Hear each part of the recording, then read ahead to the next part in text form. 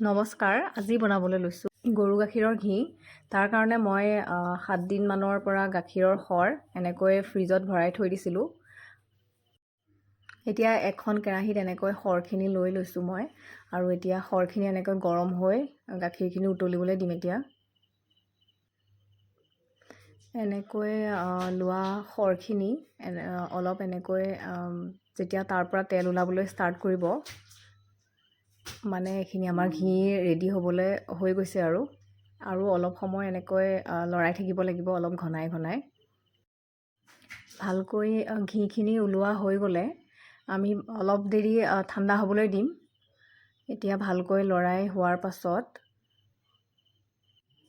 ভালকৈ লৰাই থকাৰ পাছত ঘিখিনি ওলোৱা ষ্টাৰ্ট হৈ গৈছে।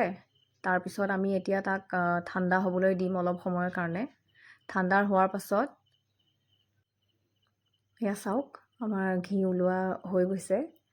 এতিয়া অলপ সময় ৰেষ্ট কৰিবলৈ দিম, গেছটো বন্ধ কৰি। তাৰপিছতে